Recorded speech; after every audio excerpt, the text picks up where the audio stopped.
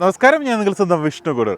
ശരിക്കും ഇന്നലെ നമ്മൾ ലോഡ് എടുക്കാൻ വേണ്ടി നമ്മൾ വന്നിരുന്ന് നിങ്ങളെല്ലാവരും കണ്ടിരുന്നു. അപ്പോൾ ഒരു കിഡിലിനൊരു പണി കിട്ടി. അപ്പോൾ അത് കാരണം നമ്മുടെ യാത്ര ചെറുതായിട്ടൊന്ന് മാറ്റേണ്ടി വന്നു. അപ്പോൾ ഇന്നലെ നമ്മൾ ലോഡ് എടുക്കാൻ വേണ്ടി ശരിക്കും പ്ലാൻ ചെയ്തിരുന്നത് നമ്മുടെ കരൂരിനടുത്ത് കരിക്കാലി എന്ന് പറഞ്ഞൊരു സ്ഥലത്തു നിന്നായിരുന്നു നമ്മൾ ലോഡ് എടുക്കാൻ വേണ്ടി ഇരുന്നത്. പക്ഷേങ്കിൽ നമ്മൾ ഇവിടുന്ന് വന്ന വഴിക്കാണ്, നമ്മളവിടെ വന്ന ശേഷമാണ് നമ്മൾ അറിയുന്നത് അവിടുത്തെ നമ്മുടെ ലോഡ് ക്യാൻസലായി.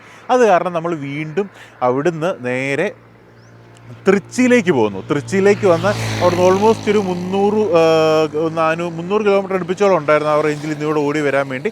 അങ്ങനെ നമ്മൾ തൃച്ചിക്കടുത്ത് അരിയല്ലൂർ എന്ന് പറഞ്ഞൊരു സ്ഥലത്തേക്കാണ് എത്തിയിരിക്കുന്നത്. അവിടെ ഒരു പ്ലാന്റ്, അത് ഇവിടെ അടുത്ത് തന്നെയാണ് ഡാൽമിയയുടെ ആ ഒരു സിമെൻറ്റിൻ്റെ വലിയ ഡാൽമിയ നഗറും കാര്യങ്ങളൊക്കെ അങ്ങനെ വരുന്ന കുറേയധികം സിമെൻറ്റ് പ്ലാന്റ്സ് ഒക്കെ ഉള്ളൊരു വലിയൊരു സ്ഥലമാണ് ഈ ഒരു സ്ഥലം എന്ന് പറയുന്നത്. അങ്ങനെ നമ്മൾ അവിടുന്ന് സിമെൻറ്റ് എടുക്കാൻ വേണ്ടി നേരെ രാത്രിയിൽ ഒരു വിധത്തിൽ ഓടി. അപ്പോൾ നമ്മൾ ഇപ്പം നിൽക്കുന്നത് നമ്മുടെ അരിയല്ലൂർ എന്ന് പറഞ്ഞ സ്ഥലത്തേക്ക് പോകുന്ന റൂട്ടിലാണ്. അതായത് ഒരു തൃച്ചിയിൽ നിന്ന് നമുക്കിനി ഓൾമോസ്റ്റ് ഒരു 40 കിലോമീറ്റർ റേഞ്ചിലുണ്ട് ഈ ഒരു പറഞ്ഞൊരു സ്ഥലത്തേക്ക്. അങ്ങനെയാണ് നമ്മളിവിടെ എത്തിയിരിക്കുന്നത്. ഇപ്പോൾ ഇന്നലത്തെ കണ്ട ആ ഒരു പ്ലാന്റിലായിരുന്നെങ്കിൽ നമുക്കകത്ത് കയറാനും വേറെ പ്രശ്നങ്ങളൊന്നും ഇല്ലായിരുന്നു, അത്യാവശ്യം കുഴപ്പമില്ലാത്ത രീതി ചെയ്യാം. പക്ഷേ ഈ ഒരു പ്ലാന്റിൻ്റെ പ്രശ്നം എന്താണെന്ന് പറഞ്ഞാൽ ഇതിനകത്തേക്ക് ഒറ്റയൊരു ഡ്രൈവർ, അത് ഡ്രൈവറെ മാത്രം അകത്തേക്ക് കയറ്റി വിടത്തുള്ളൂ, വേറെ എക്സ്ട്രാ അകത്തേക്ക് കയറ്റി വിടത്തില്ല. അപ്പോൾ അങ്ങനത്തെ കുറച്ച് വള്ളിയും കാര്യങ്ങളൊക്കെ ഉണ്ട്. അപ്പോൾ നമുക്കതിന് മുന്നേ എല്ലാവരും നമ്മളോട് ചോദിച്ചിരുന്ന കാര്യമുണ്ട്, ഈ ഒരു ടാങ്ക്, അതായത് ഈ നമ്മൾ ഈ കാണുന്ന വലിയ ബൾക്കറിൻ്റെ ആ ഒരു ടാങ്കിൻ്റെ അകം എങ്ങനെയാണ്, അതിനകത്തെ കാര്യങ്ങളൊക്കെ ഒന്ന് കാണിക്കാൻ വേണ്ടി. അപ്പോൾ ഏതായാലും നമ്മുടെ ദീപു അകത്തുണ്ട്, നമ്മൾ ദീപുവിനെയും വിളിച്ചുകൊണ്ട് അതിൻ്റെ വണ്ടിയുടെ അകം ഒന്ന് കണ്ടിട്ട് നമുക്ക് അതിൻ്റെ അകം ഒന്ന് കയറി കാണാം. ഒന്ന് ഇറങ്ങിയോ? ഇനി കമ്പനിയിലേക്ക് ചെന്ന് കഴിഞ്ഞാൽ പിന്നെ പരിപാടിയൊന്നും നടക്കത്തില്ലല്ലോ.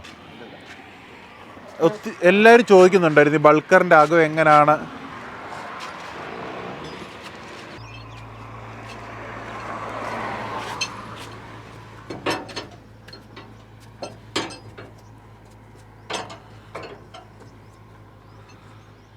അപ്പോൾ ഇത് നമ്മുടെ മച്ചാൻ ഇത് തുറക്കാൻ പോവാണ്. ഇത് തുറന്ന് നമുക്ക് കാണാം ഇത് എങ്ങനെയാണെന്നുള്ളത്.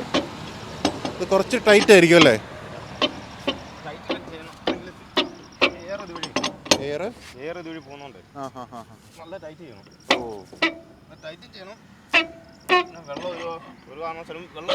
വെള്ളം കയറില്ല.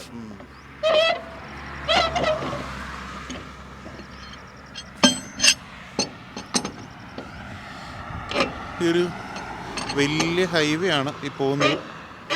ചെന്നൈ പോകുന്ന ഹൈവേ അല്ലേ ഇത്? ചെന്നൈ സേലം.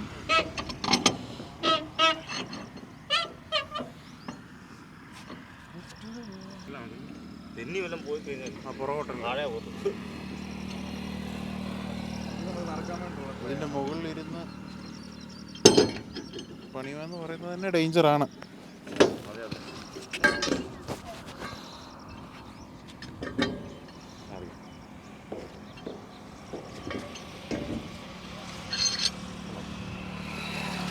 ഓ, ഇതാണ് ഇതിൻ്റെ ഉൾവശം. ഈ ഒരൊറ്റ കമ്പാർട്ട്മെൻ്റ് ആയിട്ടോ അല്ലേ കിടക്കുന്നത്? ഈ വെള്ള ഓക്കെ. Balloon okay. നമ്മൾ പമ്പ് ചെയ്ത് വരുന്ന സാധനങ്ങളാണ് ആ വെള്ള കാണുന്നത് അല്ലേ? Okay okay. കണ്ടു. എത്രയാണെന്ന് പറഞ്ഞാൽ ഇതിനകത്ത് കുറച്ച് സിമെന്റ് കിടക്കും അല്ലേ? കിടക്കും. ആ റേഞ്ച് അങ്ങനെയല്ല സിമെന്റ് ഇതിനകത്ത് കിടക്കും. മനസ്സിലായി. ഇതാണ് നമ്മുടെ ബൾക്കറിന്റെ ഉൾവശം.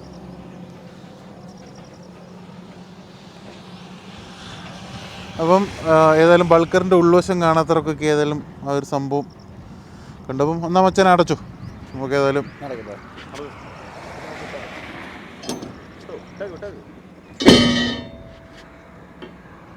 ഈ റോഡുകളിലെല്ലാം ഏറ്റവും കൂടുതൽ ഈ വഴി പോകുന്നത് മിക്കവാറും പറഞ്ഞ പോലെ ബൾക്കറാണ്. ഇപ്പോൾ തന്നെ നമ്മൾ കുറേ ബൾക്കറുകൾ ഈ റൂട്ടിൽ കൂടെ പോകുന്നുണ്ട്. ഇപ്പോൾ ഇത് വരുന്ന ഭാരത് ബെൻസിൻ്റെ ഒരു 22 വീലാണ് ഈ വരുന്നത്. 22 വീല് തന്നെയാണെന്ന് തോന്നുന്നു. അത് തന്നെ 22 വീലാണ് ഭാരത് ബെൻസിൻ്റെ വരുന്നത്. ഇത് എല്ലാം ഈ പറഞ്ഞ പോലെ അരിയല്ലൂർ അല്ല, ഈ പറഞ്ഞ പോലെ ഡാൽമിയ നഗർ, ഇങ്ങനെ കുറേ അധികം സ്ഥലമുണ്ട്. അപ്പോൾ അങ്ങനെ പൊയ്ക്കൊണ്ടിരിക്കുന്നവരാണ് ഇതെല്ലാം. ശരിക്കും പറഞ്ഞാൽ ഈ അരിയല്ലൂർ എന്ന് പറയുന്ന സ്ഥലത്ത് നമുക്ക് കുറേ കമ്പനികളുടെ പ്ലാന്റ് ഉണ്ട്. നമുക്ക് ബിർള ഉണ്ട്, അതുപോലെ തന്നെ ഡാൽമിയയുടെ ഉണ്ട്. പിന്നെ ഏതാ ദീപമുള്ള ചെട്ടിനാട് സിമെന്റ്, അൾട്ര, അങ്ങനെ കുറേ അധികം സിമെന്റിന്റെ ഫാക്ടറീസ് ഉള്ളൊരു ഏരിയ ആണ് നമ്മുടെ ഈ ഒരു അരിയല്ലൂർ എന്ന് പറഞ്ഞൊരു സ്ഥലം. ശരിക്കും പറഞ്ഞാൽ ഇതുകൊണ്ട് തഞ്ചാവൂർ ഇവിടെ നിന്ന് 54 കിലോമീറ്ററേ ഉള്ളൂ. അതായത് നമ്മൾ ഈ ചെല്ലുന്ന സ്ഥലവും തഞ്ചാവൂരും തമ്മിൽ കുറച്ച് ഡിസ്റ്റൻസേ ഉള്ളൂ. അത്രയ്ക്ക് അടുത്താണ് ഈ ഒരു സ്ഥലം എന്ന് പറയുന്നത്. ഇപ്പോൾ ഇവിടുന്ന് ഇത് കഴിഞ്ഞാൽ പിന്നെ നേരെ പിന്നെ ചെന്നൈ അങ്ങനെ കണക്ട് ചെയ്ത് അങ്ങ് പോവുകയാണ് ആ ഒരു റേഞ്ച്. അപ്പം അത്രയധികം സിമെൻറ്റ് ഫാക്ടറികളാണ്. അപ്പോൾ ഈ ഒരു റോഡിൽ തന്നെ നിങ്ങൾക്ക് നോക്കിയാൽ കാണാം ഇഷ്ടം പോലെയാണ് നമുക്ക് ഈ ബൾക്കർ ഇങ്ങനെ പൊയ്ക്കൊണ്ടിരിക്കുന്നത്. അതും കൂടുതൽ നമുക്ക് കാണാൻ സാധിക്കുന്ന ട്രെയിലറിൻ്റെ പല കമ്പനികളുടെ ട്രെയിലറാണ് പൊയ്ക്കൊണ്ടിരിക്കുന്നത്. മിക്ക വണ്ടികളും ഡബിൾ ആക്സിൽ വണ്ടികളാണ് പൊയ്ക്കൊണ്ടിരിക്കുന്നത്. അപ്പോൾ കൂടുതൽ ഇവിടെ നിന്ന് എന്ന് പറഞ്ഞു കഴിഞ്ഞാൽ ഇഷ്ടംപോലെ സിമെൻറ്റ് ഈ ഒരു റേഞ്ചിലുള്ളതുകൊണ്ട് ഈ ഭാഗത്ത് ഈ നല്ല ഓട്ടമുള്ളത്. കേരളത്തിലേക്ക് ഇഷ്ടംപോലെയാണ് സിമെൻറ്റ് ഈ റേഞ്ചിലേക്ക് ഇത് കയറി വരുന്നത്. അപ്പം ദീപു തന്നെ ഇപ്പോൾ എത്ര വർഷം ഈ റൂട്ട് ഓടാൻ തുടങ്ങിയിട്ട്? 2 വർഷത്തോളം ഈ റൂട്ട് ദീപു തന്നെ ഈ 2 റൂട്ട് ഓടാൻ തുടങ്ങിയിട്ട്. ഏതായാലും ഇവിടുന്ന് ഇനിയും കുറച്ച് കാഴ്ചകളൊക്കെ കണ്ട് നമുക്ക് മുന്നോട്ട് പോകാം. പക്ഷെ കമ്പനിക്കകത്ത് കയറാൻ പറ്റുമെന്ന് എനിക്ക് തോന്നുന്നില്ല. എന്നാലും നമുക്ക് നോക്കാം, എങ്ങനെയെങ്കിലും ആ വണ്ടിക്കകത്ത് നിറയ്ക്കുന്നൊക്കെ എങ്കിലും ഒന്ന് കിട്ടണമെന്ന് ഞാൻ ആഗ്രഹിക്കുന്നു. ഏതായാലും നോക്കാം. ആ ദൂരെ കാണുന്നതാണ് നമ്മുടെ പ്ലാന്റ് എന്ന് പറയുന്നത്. ചെട്ടിനാട് സിമെൻറ്റിൻ്റെ പ്ലാന്റാണ് ആ കാണുന്നത്. പക്ഷെ നമുക്ക് അതിനകത്തേക്കൊന്നും കയറാൻ പറ്റുമെന്നുള്ള കാര്യത്തിൽ യാതൊരു ഉറപ്പുമില്ല. കാര്യം അത്രയ്ക്ക് സ്ട്രിക്റ്റ് ആണ് അകത്ത് സെക്യൂരിറ്റിയും ബാക്കി കാര്യങ്ങളൊക്കെ. അകത്തേക്ക് കയറുന്നതിൻ്റെ പ്രശ്നം കാരണം ഫോൺ പോലും അകത്തേക്ക് നമുക്ക് കയറ്റാൻ ബുദ്ധിമുട്ടാണ്. അപ്പോൾ അങ്ങനൊരു പ്രശ്നമാണ് അവിടെ നിൽക്കുന്നത്. അപ്പോൾ അത് എന്താവുമെന്ന് അറിയില്ല. നമുക്ക് നോക്കാം, മാക്സിമം ട്രൈ ചെയ്യാം. എന്തെങ്കിലും കുറച്ച് ക്ലിപ്പെങ്കിലും ഇട്ട് നമുക്ക് ചെയ്തെടുക്കാൻ പറ്റുമെങ്കിൽ അത്രയും ചെയ്യാൻ നമ്മൾ ശ്രമിക്കുന്നതാണ്. ഇവിടുന്ന് ഇടത്തോട്ട് തിരിഞ്ഞകത്തേക്കല്ലേ പ്ലാന്റിലേക്ക് കയറും.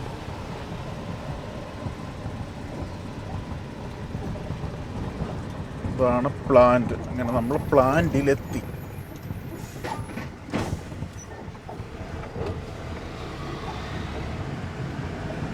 ഇവിടുന്ന് മുന്നോട്ട് ഒരു 5-8 കിലോമീറ്റർ ഉണ്ട് അരിയല്ലൂർ എന്ന് പറഞ്ഞ മെയിൻ ജംഗ്ഷനിലേക്ക് അല്ലേ?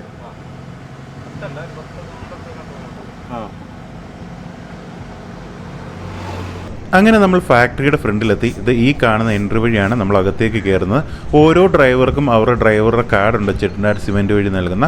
ആ ഒരു കാർഡ് കാണിച്ചതിന് ശേഷം നമുക്ക് അകത്തേക്ക് കയറാം. അകത്ത് കയറി നമുക്ക് എല്ലാവർക്കും പാർക്കിങ്ങിൽ അവിടെ ചെന്ന് നിൽക്കാം. ഇതാണ് ഒരു പാർക്കിംഗ് എന്ന് പറയുന്നത്. ഇവിടെ നമുക്ക് ഡ്രൈവർമാർക്ക് കിടക്കാനുള്ളതും അതുപോലെ തന്നെ ആഹാരം കഴിക്കാനുള്ള മെസ്സ്, ബാത്റൂം സൗകര്യങ്ങളെ കാര്യം എല്ലാം ഉണ്ട്. എന്നതിന് ശേഷം നമുക്കിവിടെ നിൽക്കാം. കൂടെ ഉള്ള ഒരു ഡ്രൈവർ ആരാ പോകുന്ന മെയിൻ ഡ്രൈവർക്ക് ആ കാർഡുമായിട്ട് അകത്ത് പോയി നേരെ ലോഡ് കയറ്റാവുന്നതാണ്. വണ്ടി ഇവിടെ കിടന്നതിന് ശേഷം ആദ്യം ചെല്ലുന്നത് വെയർ ബ്രിഡ്ജിലേക്കാണ്. വെയർ ബ്രിഡ്ജിൽ ചെന്ന് ലോഡ്, വെയിറ്റ് കാര്യങ്ങളെല്ലാം കറക്റ്റ് നോക്കി അവസാനം ഇപ്പോൾ ഇതുപോലെ നമുക്ക് ലോഡെല്ലാം എടുത്തതിന് ശേഷം തിരിച്ച് നമ്മുടെ വണ്ടി ഇവിടെ എത്തിയിട്ടുണ്ട്. ഇപ്പോൾ സമയം ഒരു 4 മണി റേഞ്ചിലേക്ക് സമയമായി. ഇപ്പം വണ്ടികളെല്ലാം ഒത്തിരി പോകാൻ വേണ്ടി കിടപ്പുണ്ട്. സ്കൂൾ ടൈം ഇവിടെ നല്ല സ്ട്രിക്റ്റ് ആയതുകൊണ്ട് അതിന് ശേഷം മാത്രമേ വണ്ടിയെ പുറത്തേക്ക് ഇറക്കി വിടത്തുള്ളൂ. ഈ ഒരു ഭാഗത്ത് വന്നു കഴിയുമ്പോഴത്തേന് ഏറ്റവും കൂടുതൽ നമുക്ക് കാണാൻ സാധിക്കുന്ന ലെയ്ലാൻഡ് തന്നെയാണ്. ലെയ്ലാൻഡിൻ്റെ ഒരു വലിയൊരു കേന്ദ്രം എന്ന് വേണേൽ പറയാം. അതുപോലെ ലെയ്ലാൻഡ് വണ്ടികളാണ് ഈ ഒരു ഫാക്ടറി കിടക്കുന്നത്. ഇവിടെ മാത്രമല്ല, എല്ലായിടത്തും ഈ ഒരു റേഞ്ചിലാണ് കിടക്കുന്നത്. അപ്പം നമ്മുടെ വണ്ടി ഏകദേശം ഫുൾ ലോഡ് കയറ്റിയതിന് ശേഷം നമ്മൾ തിരിച്ച് എത്തിയിട്ടുണ്ട്. ഇനിയും നമുക്ക് ഇവിടുന്ന് പുറത്തേക്ക് ഇറങ്ങണം. അങ്ങനെ നമുക്ക് ബില്ല് കിട്ടിയേ. ഇതല്ലേ ബില്ല്? ഓക്കെ, നമുക്ക് പോകാനുള്ള ബില്ലും കാര്യങ്ങളെല്ലാം ആയി. നമുക്ക് എത്ര ടോട്ടൽ എത്ര 33 ടൺ അല്ലേ? ഇതെന്താണ് ഈ ഐറ്റം? എന്താണ് ശരിക്കും? എന്താണ് നമ്മുടെ ബാഗിലെ ഔട്ട് സിമെന്റ് ഇറക്കത്തില്ല. ഔട്ടും മുകളിലും ഇടും. ഇത് ഡെമ്മിയില് സീൽ ചെയ്യുന്നത്. സീൽ ചെയ്യാതെ നമുക്ക് വെളിയിൽ ഇറങ്ങാൻ പറ്റും. ഓക്കെ, എന്നിട്ട് ഈ നമ്പർ ആണോ ഇത് എഴുതിയിരിക്കുന്ന പുറകില്? നമ്പർ അവിടെ ചെന്ന് അവര് ചെക്ക് ചെയ്യും, മെയിൻ ഗേറ്റ്. ഓക്കെ, ഇതിലല്ലേ ഇതിന്റെ പുറകിൽ. എന്നിട്ട് അവിടെ വെച്ചാണോ സീൽ ചെയ്യുന്നത്? നമ്മളാണോ ഇപ്പൊ സീൽ ചെയ്യുന്നത്? അവിടെ ചെന്നാൽ നമ്മൾ തന്നെ സീൽ ചെയ്യണം. അവരുടെ ഫ്രണ്ട് വെച്ച് നമ്മൾ സീൽ ചെയ്യണം. ഓക്കെ, അങ്ങനെ സീൽ ചെയ്തിട്ട് പിന്നെ അവിടെ ചെന്ന് ഇത് പൊട്ടിക്കത്തുള്ളൂ. അവിടെ ചെന്ന് നമ്മൾ നേരത്തെ വന്നൊരു കാർഡ് ഉണ്ടല്ലോ, വണ്ടി കാർഡ്. ഓക്കെ, ഇതാണ് ചെട്ടിനാട് സിമെന്റിന്റെ കാർഡ് അല്ലേ? ഇത് തൂക്കക്കാർഡ്. അതായത് ഇത് വെച്ചാലേ മറ്റേ വേബിൾസിലോട്ട് കയറാൻ പറ്റും. ഓക്കെ, എത്ര ഇതുണ്ടെന്ന് വണ്ടി തൂക്കാനും കാര്യങ്ങളെല്ലാം പറ്റത്തുള്ളൂ. ഇത് അവിടെ ചെന്ന് പിന്നെ ഇത് ക്യാൻസൽ ചെയ്യണം. ക്യാൻസൽ ചെയ്ത് ഇത് കാണിച്ച് ബില്ല് ഇത് ചെയ്ത് അവര് കമ്പ്യൂട്ടറിൽ ആഡ് ചെയ്തിട്ട് നമ്മളെ വെളിയിൽ വിടും. ഓക്കെ ഓക്കെ, ശരി ശരി ശരി. ഇവിടെ ശരിക്കും പറഞ്ഞാൽ ഇവിടെ 5 മണി വരെയുള്ള ഇപ്പൊ സ്കൂൾ ടൈം അല്ലേ? അപ്പൊ അത് കാരണമാണ് നമുക്കിപ്പോൾ ഇറങ്ങാൻ പറ്റാത്തത്. ടോട്ടൽ ബില്ലും കാര്യങ്ങളെല്ലാം ആയി. വഴി വേറെ പ്രശ്നമൊന്നും ഇല്ലെന്ന് കരുതുന്നു. അപ്പൊ ഏതായാലും നമുക്കിനി ഇപ്പം 4:30 ഒരു അരമണിക്കൂറുടെ സമയം ഉണ്ട്. ഒരു 5 ആകുമ്പോഴത്തേനും നമുക്ക് ഇവിടെ നിന്ന് ഇറങ്ങാം അല്ലേ? ഓക്കെ. ഇപ്പോൾ സമയം ഏകദേശം ഒരു 5 മണിയായി. ഞങ്ങൾ ഏതായാലും പുറത്തേക്ക് ഇവിടുന്ന് നടന്നിറങ്ങുവാണ്. ഇനിയും നമ്മുടെ ഈ ഒരു വണ്ടി നേരെ വെയിറ്റ് ബ്രിഡ്ജിൽ ചെന്നതിന് ശേഷം വണ്ടിയുടെ വെയിറ്റ് എടുത്തിട്ട് ടോട്ടൽ ലോഡ് നോക്കിയതിന് ശേഷം ഇവിടെ നിന്ന് ഇറങ്ങും. ചില സമയങ്ങളിൽ ബങ്കറിൽ നിന്ന് വീഴുന്ന സമയത്ത് വെയിറ്റ് കൂടുതൽ അല്ലെങ്കിൽ നമുക്ക് നിറഞ്ഞിട്ടില്ലെങ്കിൽ അത് കൂടുതലൂടെ നിറച്ചതിന് ശേഷം തിരിച്ച് ലോഡ് കയറി ഇറങ്ങി വരത്തുള്ളൂ. അപ്പം അങ്ങനത്തെ കാര്യങ്ങളൊക്കെ ഉണ്ട്. ലോഡെല്ലാം കയറ്റി ഫുള്ള് സെറ്റായിട്ട് നമുക്ക് ബില്ലും കിട്ടി. അങ്ങനെ ഇനി വെളിയിലേക്ക് ഇറങ്ങാൻ വേണ്ടി ഞങ്ങൾ നിൽക്കുകയാണ്. ഞങ്ങൾ 2 വെള്ളക്കിങ് ഇറങ്ങി പോകുന്നു. നമുക്ക് ഇനി ഡ്രൈവർ മാത്രമേ അതിനകത്ത് നിന്ന് വെച്ചാൽ അവിടെ പാസും കാര്യങ്ങളെല്ലാം ഫുള്ള് കൊടുത്തേച്ച് ഇനി പുറകോട്ട് ഇനി ഇറങ്ങി വരത്തുള്ളൂ. അപ്പോൾ അതിന് വേണ്ടി വെയിറ്റിംഗ് ആണ്. അപ്പം ഏകദേശം സമയം ഒരു 5 മണി കറക്റ്റായിട്ട് 5 മണി ആയപ്പോഴത്തേനും ഇവിടുത്തെ നമ്മുടെ ഈ സ്കൂൾ ടൈമും കാര്യങ്ങളെല്ലാം ഫുള്ള് കഴിഞ്ഞു. ഇനി നമുക്ക് ഏകദേശം ഓടി എത്തണമെങ്കിൽ നമുക്ക് 450 കിലോമീറ്ററോളം നമുക്കുണ്ട്. 9 മണിക്കൂർ മുതൽ ഒരു 12 മണിക്കൂർ വരെയുള്ള നമുക്ക് സമയം എടുക്കും. നമ്മൾ ഇടയ്ക്ക് നിർത്തിയൊക്കെ പോകുന്നതുകൊണ്ട് ആ ഒരു റേഞ്ചിലേക്ക് എത്തും.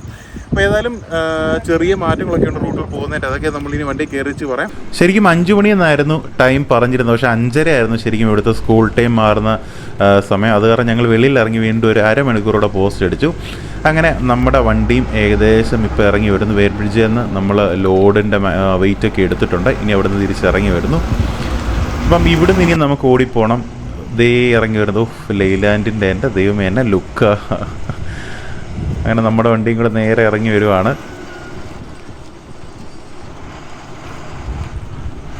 ഈ ഒരു റേഞ്ചിലൊക്കെ എത്തിക്കഴിയുമ്പോഴത്തേനും നമുക്ക് പല ടൈപ്പ് ഓഫ് കമ്പനികളുടെ ഒരു ബോഡി കാണാൻ സാധിക്കും. അങ്ങനെ കാലിപ്പായിട്ട് ദീപമച്ചാൻ നല്ല നൈസായിട്ട് ഇറക്കിക്കൊണ്ട് വരുന്നുണ്ട്. ആ ലൈറ്റ് കൂടെ ഒന്ന് അടിച്ചിരുന്ന പൊളിയായിരുന്നേനെ. അതെ പറഞ്ഞു തീർന്നില്ല. ഓക്കെ, അപ്പോൾ ഏതായാലും നമുക്ക് ഏതായാലും ഇനി ഇവിടുന്ന് പോകാം. ഇവിടുന്ന് ഇനി നല്ല ദൂരം ഏതായാലും ഓടാനുണ്ട്. നമുക്ക് ഏതായാലും ഓടിയിട്ട് നേരെ നമുക്ക് നാട്ടിലെത്താം. അപ്പോൾ പറഞ്ഞേ ദീപമച്ചാനെ വണ്ടി എങ്ങനെയുണ്ടെന്ന് പറഞ്ഞേ. വണ്ടി അടിപൊളിയാണ്, കുഴപ്പമില്ല. നല്ല വണ്ടി, നല്ല വലുവാണ്. നല്ല വലുവെന്ന് വെച്ച് കഴിഞ്ഞാൽ നല്ല വലുവുണ്ട്. നല്ല വലുവെന്ന് വെച്ചാൽ എങ്ങനത്തെ വലുവ്? ലോഡും കൊണ്ട് നല്ല വലുവുണ്ട്. തേടലൊക്കെ ഓസ്മത്തെ സാധാരണ വണ്ടിയിലൊക്കെ ഫസ്റ്റൊക്കെ ഇറങ്ങുന്നത് തേടലൊക്കെ കയറി വരുന്നുണ്ട്.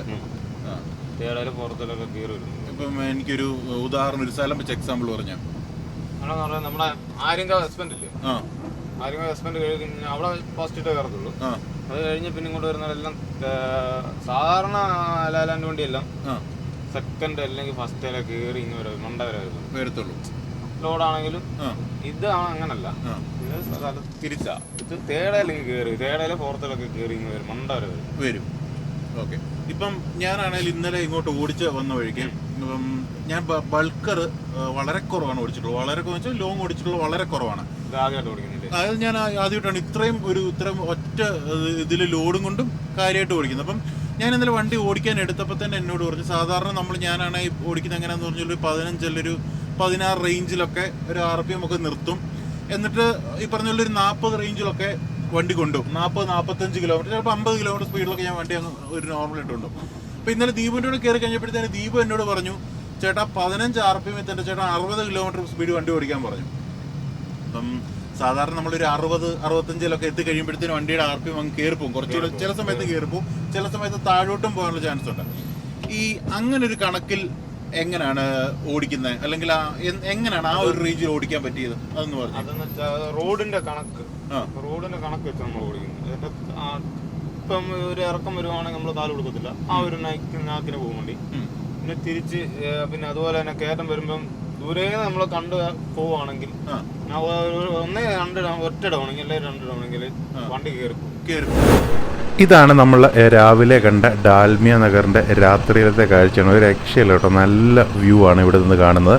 ഈ ഒരു ഭാഗത്തായിട്ട് താഴെ കാണുന്ന ഫുള്ള് ലോറികളുടെ ഷെഡാണ്. ലോറികൾ ഇഷ്ടംപോലെ അവിടെ കിടപ്പുണ്ട് ലോഡ് കിട്ടാൻ വേണ്ടി. ബൾക്കർ, 12 വീല്, 14 വീല്, 16 വീല് എല്ലാ വണ്ടികളും, ട്രെയിലറുകളൊക്കെ ഈ ഒരു ഭാഗത്ത് കിടപ്പുണ്ട്. ഏതായാലും നമുക്കിനിയും ഇവിടുന്ന് പോകാം. അങ്ങനെ ഞങ്ങൾ അവിടുന്ന് ലോഡെല്ലാം കയറ്റി തിരിച്ചു വന്ന വഴിക്ക് ശരിക്കും പറഞ്ഞു കഴിഞ്ഞാൽ ചെറിയൊരു പണി കിട്ടി. നമ്മുടെ ഈ വണ്ടിക്കകത്ത് ചാർജ് ചെയ്യുന്നത്, അതായത് നമ്മുടെ ക്യാമറയും ഫോണൊക്കെ ചാർജ് ചെയ്യുന്ന ഒരു ചെറിയൊരു സോക്കറ്റ് ഉണ്ടായിരുന്നു. അപ്പോൾ അതിൽ ചെറിയ കംപ്ലൈൻറ്റ് ആയ കാരണം പിന്നെ വണ്ടിക്കകത്ത് ഇതിനകത്തൊരു ചാർജ് ചെയ്യാൻ പറ്റാതെ, അത് കാരണം നൈറ്റ് ഒന്നും ഷൂട്ട് ചെയ്യാൻ പറ്റില്ല. എന്നിട്ട് ഇപ്പോൾ രാവിലെ നമ്മൾ സ്ഥിരം അടിക്കുന്നൊരു പമ്പിൽ വന്ന് കുത്തിയിട്ടതിന് ശേഷമാണ്, അല്ലേ മച്ചാനെ, ചെറിയൊരു പണി കിട്ടിപ്പോയി. അപ്പം നമുക്കിനി പ്രധാനമായിട്ട് ഇന്നത്തെ ഇതിനകത്ത് നമുക്ക് അറിയാനുള്ളത് വണ്ടിയുടെ മൈലേജ്, അതുപോലെ തന്നെ വണ്ടിയുടെ പെർഫോമൻസിനെ കുറിച്ചാണ്. ഞാൻ ഇന്നലെ ഓൾമോസ്റ്റ് ഒരു 280 കിലോമീറ്റർ അടുപ്പിച്ച് ഇങ്ങോട്ട് ഓടിച്ചു. ഞാൻ തിരിച്ച് ലോഡും കൊണ്ടൊരു 150-200 കിലോമീറ്റർ അടുപ്പിച്ച് ലോഡും കൊണ്ട് ഓടിച്ചു. അത്യാവശ്യം നല്ല കിടിലൻ സ്ഥലത്തൂടെയൊക്കെയാണ് വന്നത്. ഞെട്ടിച്ച കാര്യം, ഞങ്ങൾ ഇന്നലെ ഓൾമോസ്റ്റ് 228 ലിറ്ററോളം ഡീസൽ അടിച്ചു. അതായത് നമ്മൾ തിരിച്ച് ഫില്ലിങ്ങിലേക്കുള്ള അടിച്ചതാണ്. അതായത് നമ്മൾ ഇതിന്റെ മുന്നത്തെ ട്രിപ്പ് എന്ന് പറയുന്നതും എറണാകുളത്തേക്ക് തന്നെയായിരുന്നു ട്രിപ്പ്. അത് എവിടെ നിന്നായിരുന്നു? ഈ അരിയല്ലൂരിൽ നിന്നായിരുന്നു അതോ അപ്പുറത്തു നിന്നായിരുന്നോ? കൈക്കരി നിന്നായിരുന്നു. നമ്മുടെ കരൂരിൽ നിന്നായിരുന്നു ആ ട്രിപ്പ് വന്നിരുന്നത്. അതിന് ഓൾമോസ്റ്റ് ഞങ്ങൾ കണക്ക് കൂട്ടിയപ്പോൾ ഒരു സൈഡ് കാരി ഓടി ഒരു സൈഡ് ലോഡും കൊണ്ട് വന്ന സമയത്ത് നമുക്ക് 3.8 മൈലേജ് വണ്ടിക്കകത്ത് കിട്ടി. അതായത് വൺ സൈഡ് കാലി ഓടിയ വണ്ടിക്കകത്ത് 3.8 മൈലേജ് കിട്ടി. 16 വീലിന് 16 വീൽ ആരിലും ഓടിക്കുന്നുണ്ടെങ്കിൽ നിങ്ങളൊന്ന് കമന്റ് ചെയ്തേക്കണം എന്ത് മൈലേജ് അതുപോലെ വൺ സൈഡ് കാലി ഓടി വൺ സൈഡ് ലോഡ് എടുത്തുകൊണ്ട് വരുന്നവർക്ക് കിട്ടുന്നുണ്ടെന്നുള്ളത്. പിന്നെ നമ്മൾ ഈ പറഞ്ഞ പോലെ ഇതിനകത്ത് ലെയ്ലാൻഡിനെ സംബന്ധിച്ചോളം നമ്മൾ ആ ഒരു RPM നോക്കി കറക്റ്റായിട്ട് ഓടിക്കുന്ന സമയത്ത് അത്യാവശ്യം നല്ല രീതിക്കുള്ള മൈലേജ് കിട്ടുന്നുണ്ടെന്നുള്ളത്. കാരണം ഇപ്പം ഞാൻ ഇപ്പോൾ തിരിച്ചിങ്ങോട്ട് വന്ന വഴിക്ക് ഒരു ചെറിയൊരു റൂട്ട് ഞങ്ങൾ കയറി വന്നു. അപ്പോൾ അത് നമ്മുടെ അപ്പോൾ ആ ഒരു റൂട്ട് വന്ന സമയത്ത് ഞാൻ അത്യാവശ്യം കാല് കൊടുത്ത് ഓടിച്ചു പറഞ്ഞ ഒരു RPM ഒരു 20 റേഞ്ചിലൊക്കെ നിൽക്കത്തക്ക രീതിയിൽ നല്ല രീതിയിൽ ഓടിച്ചു. അപ്പോൾ ആ സമയത്ത് നല്ല രീതിയിൽ മൈലേജിന് ഒരു വ്യത്യാസം നല്ല രീതിക്ക് വരുന്നുണ്ട്. നല്ലതാണ്. പക്ഷേ ഓൾ ടോട്ടൽ നോക്കുമ്പോൾ അതായത് നല്ലൊരു മൈലേജ് എന്താണേലും ഈ വണ്ടിക്കകത്തുനിന്ന് ലഭിക്കുന്നുണ്ടെന്നുള്ളത് ഒരു സത്യമായിട്ടുള്ളൊരു കാര്യമാണ്. അത് എനിക്ക് ഇന്നലെ മനസ്സിലായി.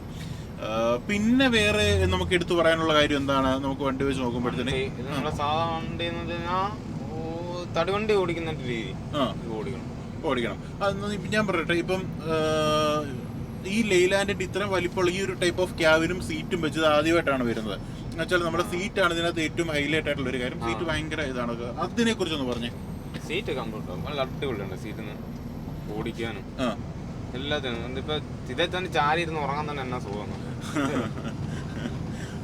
ഇതിനാ ഒരു മെക്കാനിക്കൽ സസ്പെൻഡ് ആയിട്ടുള്ള ഒരു സീറ്റ് ആയതുകൊണ്ട് തന്നെ അത്യാവശ്യം നല്ല രീതിക്ക് നമുക്കിപ്പം കട്ടറൊന്നും ചാടിയപ്പോൾ അറിയത്തോലും ഇല്ല. ലോഡ് കൂടെ ഉണ്ടെങ്കിൽ ഒട്ടും അറിയത്തില്ല. നല്ല സ്മൂത്ത് ആയിട്ട് വണ്ടി പോയിക്കൊണ്ടിരിക്കുന്നത്. കാര്യം എനിക്ക് തോന്നുന്നു ഒരു 12 വീല് റേഞ്ച് തൊട്ടേ അല്ലെങ്കിൽ 10 വീല് റേഞ്ച് തൊട്ടേ എല്ലാ വണ്ടികൾക്കും ഈ മെക്കാനിക്കൽ സീറ്റ് കൊടുക്കണം അല്ലേ? അത് കൊടുത്താൽ ഏറ്റവും നല്ലൊരു കാര്യം തന്നെയാണ്. പിന്നെ നമുക്ക് എടുത്തു പറയാനുള്ള ഒരു കാര്യം എന്ന് പറയുന്നത് മെയിനായിട്ട് പറയാനുള്ളത് ഇതിന്റെ ഗിയർ ലെവൽ കൂടിപ്പോയി. പൊക്കം കൂടിപ്പോയി അല്ലേ? അത് കറക്റ്റ് ഒരു കാര്യം കേട്ടോ. അത് ശരിക്കും പറഞ്ഞു കഴിഞ്ഞാൽ ഈ ഒരു ഗിയർ ലിവർ ഈ ഒരു റേഞ്ച് മതി. അത് കുറച്ച് പൊക്കം കൂടി പോയിട്ടുള്ളതായിട്ട് നമ്മളിവിടെ സ്റ്റിയറിംഗ് ഇങ്ങനെ കൈ വെക്കുമ്പോഴത്തേന് ഏറ്റവും ഇങ്ങനെ കൈ വെച്ച് ഇങ്ങനെ ഓടിക്കുന്ന ഒരു ഇതിലാണ്. ഞാനത് പറയുകയും ചെയ്തപ്പോൾ പുള്ളി എന്നോട് പറഞ്ഞു ശരിയാ, അങ്ങ് ഒരു കേസ് അത് കറക്റ്റ് ഒരു പൊട്ടിക്ക് പൊക്കം കൂടുതലായിപ്പോയി. അതൊന്ന് കുറയ്ക്കുമായിരുന്നു കുറച്ചുകൂടെ നല്ലതായിരുന്നു. പിന്നെ ക്യാബിൻ നല്ല സ്പേസ് ഉണ്ട്. അത് നമുക്ക് എടുത്തു പറയാൻ ഇരിക്കാൻ വയ്യ. കാര്യം എണീറ്റ് നിൽക്കാം. കാരണം ഞാൻ അന്ന് ഈ വീഡിയോയ്ക്കകത്ത് ഞാൻ കാണിച്ചിരുന്നു. നമുക്ക് ഇതിനകത്ത് എണീറ്റ് നിൽക്കാൻ പറ്റും നല്ല സുഖമായിട്ട്. അത്യാവശ്യം നല്ല സ്പേസ് ഉണ്ട്. പിന്നെ കിടക്കാനുള്ള കാര്യങ്ങളൊക്കെ ആണെങ്കിലും വേറെ സീനൊന്നുമില്ല. പിന്നെന്താ നമ്മൾ ഇതിനെക്കുറിച്ച് പറയാനുള്ളത്? നമ്മൾ വേറെ ഇനി ഇതിൻ്റെ ഒടിവിനെ കുറിച്ച് പറഞ്ഞു. കാര്യം നമ്മൾ കഴിഞ്ഞ ഒരു സൈറ്റിലേക്കൊക്കെ കയറാൻ നേരം അത്യാവശ്യം ടാസ്ക് പിടിച്ച സ്ഥലത്തോടായിരുന്നു കയറി പൊക്കോണ്ടിരുന്നത്. ഒടിവ് എങ്ങനെയുണ്ട് വണ്ടിക്ക്? കുറവാണെങ്കിലും കുഴപ്പമില്ല. നല്ല രീതിയിൽ ഒടിഞ്ഞു പോകുന്നുണ്ട്. എന്നാലും കുറവാണ്. കുറച്ച് കുറവുണ്ട് ഒടിവിന്റെ കാര്യത്തിൽ. ഓക്കെ. ഇപ്പം ഇനിയും പ്രധാന ഒരു കാര്യം എനിക്ക് കണ്ടതെന്ന് പറഞ്ഞാൽ നമ്മൾ നോർമൽ വണ്ടി ഓടിക്കുന്നതിനെക്കാട്ടിൽ കുറച്ച് വ്യത്യാസമുണ്ട് ഈ ഒരു ബൾക്കർ ഓടിക്കുന്നതിനകത്ത്. കാര്യം അത് ഞാൻ ഇപ്പം എന്നോട് ഈ ബൾക്കറിന്റെ കാര്യം ഞാൻ ഓടിക്കുന്ന സമയത്ത് ഞാൻ ഹൈവേ കൂടെ ഒക്കെ അത്യാവശ്യം നല്ല രീതിയിൽ ഓടിച്ചു വന്നപ്പോൾ എന്നോട് പറഞ്ഞു, ചേട്ടാ അവിടെ അല്ല നിങ്ങൾക്ക് പ്രശ്നം വരുന്നത്, ഞാൻ വേറൊരു റോഡ് തരാമെന്ന് പറഞ്ഞതിന് കേട്ട് ആ ഒരു റോഡിൽ ഓടിച്ചു കഴിഞ്ഞപ്പോഴത്തേനാണ് ബൾക്കർ എന്തുമാത്രം ബുദ്ധിമുട്ടാണെന്നുള്ള കാര്യം മനസ്സിലായി. കാര്യം ഇതിന്റെ ലോഡ് വെച്ചിരിക്കുന്ന വി പോലെ അല്ലേ? ശരിക്കും നമ്മൾ കാണുന്നതിനകത്ത് നല്ലൊരു ഭാഗവും ചേസ് ആണ്. കാരണം അതിനകത്ത് ഇടയില്ല എന്നുള്ളതാണ് അതിനകത്ത് ഒരു സത്യാവസ്ഥ. ആ ഒരു സംഭവം കാലിയായിട്ട് കിടക്കുന്നത് ബൾക്കറിന്റെ ചേസ് ആണ്. ഇത് ആക്ച്വലി ബൾക്കറിന്റെ ലോഡ് നിൽക്കുന്നത് ആകാശത്താണ്. എന്നുവെച്ചാൽ അത്രയും പൊങ്ങിയാണ് ലോഡ് നിൽക്കുന്നത്. നമ്മൾ വണ്ടി ഓടിക്കുന്ന സമയത്ത് ഇത്ര ലോഡ് ഉണ്ടെന്നുള്ളൊരു ഫീല് നമുക്ക് വണ്ടിക്കകത്തില്ല. വി പോലെ ഇരിക്കും. പക്ഷെ പ്രശ്നം എവിടെയെന്ന് പറഞ്ഞാൽ നമ്മളൊരു വളവൊക്കെ ഇങ്ങോട്ട് വളച്ച് ചെല്ലുമ്പോഴത്തേന് ഈ ടാങ്കറിനകത്തുനിന്ന് വെള്ളം കിടന്നിട്ട് വെള്ളം സൈഡിലേക്കൊക്കെ അടിക്കുന്ന പോലെയാണ് ഇത് അങ്ങോട്ടും ഇങ്ങോട്ടും ലാത്തുന്നത് കിടന്ന്. അത് കറക്റ്റ് ആയിട്ട് നോക്കിയില്ലേ വണ്ടി മറിച്ചടിച്ചു കളയും.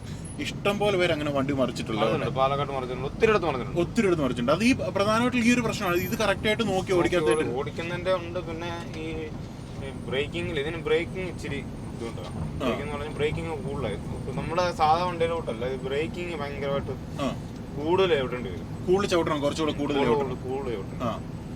അപ്പൊ അത് കറക്റ്റ് ടൈമിങ് ചവിട്ടിയില്ല, അതും പണി കിട്ടും. പണി കിട്ടുമെന്ന് പറഞ്ഞു കഴിഞ്ഞാൽ ചവിട്ടി വെട്ടിക്കാനൊന്നും നമുക്ക് പറ്റത്തില്ല. ഇല്ല, അപ്പോഴത്തേനും ഒരു സൈഡിലേക്ക് വല്ലച്ചങ്ങ് മറിക്കും, കുറച്ചങ്ങ് ചരിക്കും. അത് മറിയെന്ന് വെച്ച് കഴിഞ്ഞാൽ ഇപ്പൊ ചരുവിനൊക്കെ ആണെങ്കിലും ഓൾറെഡി മറിയും വണ്ടി. അതുപോലെ തന്നെ ഇത് പറഞ്ഞതുപോലെ അത്യാവശ്യം ഈ വെട്ടിത്താപ്പോ എഡ്ജ് എന്നൊക്കെ ഇറങ്ങുവാണെങ്കിലും പണി കിട്ടും. എഡ്ജ് എന്നൊക്കെ ഇറങ്ങുവാണെങ്കിൽ സൂക്ഷിച്ച്, ഒന്നെങ്കിൽ സൂക്ഷിച്ച് നോക്കി ഇറങ്ങിയില്ലെങ്കിൽ ഓൾറെഡി വണ്ടി ഇത്രയും വെയിറ്റ് ഇരിക്കുന്നുണ്ടല്ല, തടി വണ്ടി ഓടിക്കുന്നതിലോട്ട് തന്നെ. മനസ്സിലായി. എസിലോരൊക്കെ മറ്റേ തടിയും കൊണ്ട് പോകുന്ന അതെന്ന് പറഞ്ഞാൽ അടുക്കിയാ വെച്ചിരിക്കുന്നെങ്കിലും പറയാം. അത് നിരപ്പാ, ഇതിന് ഷേപ്പ് ഇല്ല. മനസ്സിലായി. ആ ഒരു രീതിക്കായിരിക്കുന്നോണ്ട് അവിടെ ഭയങ്കര ബുദ്ധിമുട്ടാണ് നമ്മൾ ഓടിക്കുന്ന സമയത്ത്. ഇപ്പൊ നിങ്ങൾ തന്നെ ഉണ്ടല്ലേ ക്ലാസ് നോക്കണം, നമുക്ക് എന്തേലും ക്ലാസ്സിൽ കൂടെ നോക്കുമ്പോഴത്തെ ഐഡിയ ഇല്ലല്ലേ, ഇങ്ങനത്തെ രീതിയിലാണ് നിൽക്കുന്നത്. ഇതെന്താ ഒരു വാണിംഗ് ലൈറ്റ് കത്തിക്കുന്നത്? ഓക്കെ.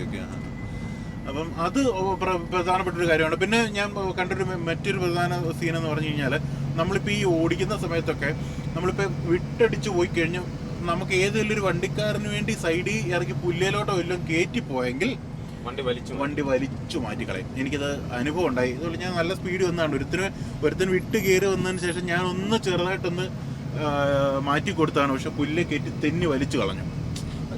അതായത് നമുക്ക് ഒരു ചെറിയൊരു സെക്കൻഡിൽ സംഭവിച്ച കാര്യമാണ്, പക്ഷെ അത് നല്ല രീതിക്ക് ആയി കഴിഞ്ഞാൽ പണി വീഴും അല്ലേ. വണ്ടി തിരിച്ചു പിടിക്കാൻ പറ്റത്തില്ല. അതാണ് മനസ്സിലായി. അപ്പൊ അത് പക്ഷെ ഒരു എന്താണെന്ന് പറഞ്ഞാലും ഒരു കിഡിലിനൊരു അനുഭവമാണ്. കാരണം ബൾക്കറിന്റെ ഡ്രൈവിംഗ് എന്ന് പറഞ്ഞാൽ അത്യാവശ്യം നല്ല രീതിക്ക് നമ്മൾ ഓടിച്ചുകൊണ്ടാണ് നമുക്ക് ഇത്തരം പിടി കിട്ടുന്നത്. ഇനി മൊത്തത്തിൽ ലെയ്ലാൻഡിനെ കുറിച്ച് എന്താണ് പറയാനുള്ളത്? അതുകൂടെ പറ. നല്ല വലിയ വണ്ടി, മെയിൻ ആയിട്ട് നല്ല വലിയ, എവിടെ നിന്നും കേറും. ഏത് കയറ്റത്തിൽ നിന്നാലും സീറ്റ് ഇല്ലെങ്കിലും കുഴപ്പമില്ല, സാധാ അവസ്ഥയിൽ വണ്ടി കയറിക്കോളാം. സീറ്റ് കിട്ടാൻ പിന്നെ പറയുകയും വേണ്ടല്ലേ. ഒന്ന് അനങ്ങിയില്ലെങ്കിൽ ഒന്ന് സീറ്റ് കൊടുത്താൽ മാത്രമേ, ബാക്കിയെല്ലാം അവിടെ നിന്ന് തട്ടി പടപടയെന്ന് കിട്ടും. അത് ഞാൻ ഭയങ്കര ശ്രദ്ധിച്ചൊരു കാര്യമാണ്. ഞാനാണെങ്കിൽ 4 സിലിണ്ടർ വണ്ടി ശ്രദ്ധിച്ചോളാം. അത് ശരി. പലരുടെയും വലിയൊരു സംശയമാണ് ഈ 4 സിലിണ്ടർ വണ്ടി ഇത്രയും വലിക്കുന്ന കേസ്, ഇങ്ങനത്തെ കാര്യങ്ങളൊക്കെ വെച്ച് പലരും ചോദിക്കാറുണ്ട്. പക്ഷെ ഞാൻ പറഞ്ഞൊരു കാര്യം എന്നാന്ന് പറഞ്ഞാൽ, ഞാൻ ഓടിച്ചുകൊണ്ടിരുന്ന സമയത്ത് പല സമയത്ത് ഞാനിതുപോലെ RPM ചെറുതായിട്ടൊന്ന് കയറുമ്പോഴത്തേന് ദീപനോ ചേട്ടാ അത്ര RPMലേക്ക് കൊണ്ടുപോകണം, ഗിയർ മാറ്റി ഇട്ടോളാൻ പറയും. അപ്പം നമുക്കൊന്നൊരു ഒരു മൂളിച്ച് ഒന്ന് വന്നു കഴിയുമ്പോഴത്തേനാണല്ലോ നമുക്കത് വലിച്ചിടാൻ തോന്നും. പക്ഷെ അത്രയും പോലും ഇടേണ്ട ആവശ്യം വരുന്നില്ല, അതിന് തന്നെ വണ്ടി വലിഞ്ഞ് കയറി പൊയ്ക്കൊണ്ടിരിക്കുകയാണ്. അപ്പം അത് എനിക്ക് ഭയങ്കരമായിട്ട് ഇഷ്ടപ്പെട്ടൊരു കാര്യം തന്നെയാണ്. പിന്നെ എന്താണ് മൊത്തത്തിൽ 16 വീൽ എടുക്കാൻ ഉദ്ദേശിക്കുന്നവരോടൊക്കെ എന്തെങ്കിലും പറയാനുണ്ടോ? എടുക്കുന്നതിന് കുഴപ്പമൊന്നുമില്ല, നല്ല വണ്ടിയാണ്. വണ്ടി തന്നെയാണ്. ലാൻഡ് എടുക്കുന്നതിന് ഒരു കുഴപ്പമില്ല, നല്ല വണ്ടിയാണ്. അത്യാവശ്യം മൈലേജ് ഉണ്ട്. നോക്കി ഓടിക്കണം. ഞാൻ ഇപ്പൊ പറഞ്ഞില്ലേ, മനസ്സിലായി. RPM നോക്കി ഓടിച്ചാൽ നല്ല മൈലേജ് കിട്ടും. നല്ല മൈലേജ്. അത് ആര് പറഞ്ഞാലും ഓടിച്ചു വന്ന് കാണിച്ചു തരും അല്ലേ? കാണിച്ചു കൊടുക്കാം. അത്രേ ഉള്ളു, അതിനകത്ത് വേറെ ചോദ്യം. 15-16 പോയില്ലല്ലോ, 15 നിന്നാ മതി. വെച്ചാൽ ആ ഒരു RPM മെയിൻറ്റെയിൻ ചെയ്ത് സ്പീഡ് കറക്റ്റ് കൊണ്ടുപോയി കഴിഞ്ഞാൽ കൺഫേം മൈലേജ് കിട്ടും. മനസ്സിലായി. ഈ ചിലപ്പോ ഈ ഓവർടേക്കിംഗ് ഒക്കെ ചിലപ്പോ ഇച്ചിരി 17 കയറും സമയത്തേ. അവിടെയാണ് ചിലപ്പോ അങ്ങോട്ട് കയറി പോയേക്കാം, പക്ഷെ കുഴപ്പമില്ല. ഓക്കെ. അപ്പം എന്താണേലും നമുക്കിനിയും നല്ല ദൂരം ഓടിക്കാനുണ്ട്. അപ്പം ഇനി നമ്മൾ റോഡിലെ കാഴ്ചകളൊന്നും അത്ര ഷൂട്ട് ചെയ്യുന്നില്ല. നമ്മൾ നേരെ നമ്മുടെ സൈറ്റിലേക്കായിരിക്കും പോകുന്നത്. ചാർജ് ഇല്ല, അതാണ് മെയിൻ പ്രശ്നം. നമുക്ക് ഉള്ള സമയത്ത് ചെറുതായിട്ട് ചാർജ് ചെയ്ത് എടുത്തതേ ഉള്ളൂ. അപ്പം ഇന്നത്തെ വീഡിയോ നമ്മൾ ഇവിടെ കൊണ്ട് അവസാനിപ്പിക്കുകയാണ്. ഇനിയും നമുക്ക് നാളെ നമ്മുടെ ആ ഒരു എറണാകുളം കാലടിക്കടുത്ത് എയർപോർട്ടിൻ്റെ പുറവശത്തായിട്ടാണ് നമ്മുടെ ഈ സൈറ്റ് എന്ന് പറയുന്നത്. അവിടെ നമ്മൾ ലോഡ് ഇറക്കുന്ന കാഴ്ചകളും ബാക്കിയൊക്കെ ഇനി നാളത്തെ വീഡിയോയിലേക്ക് വരാം. അപ്പോൾ ഇന്നത്തെ വീഡിയോ എല്ലാവർക്കും ഇഷ്ടപ്പെട്ടെന്ന് കരുതുന്നു. അടുത്ത ദിവസം നല്ലൊരു വീഡിയോ ആയിട്ട് വരുന്നതിലേക്ക് നിങ്ങൾ സ്വന്തം Vishnu signing out from autos vlog.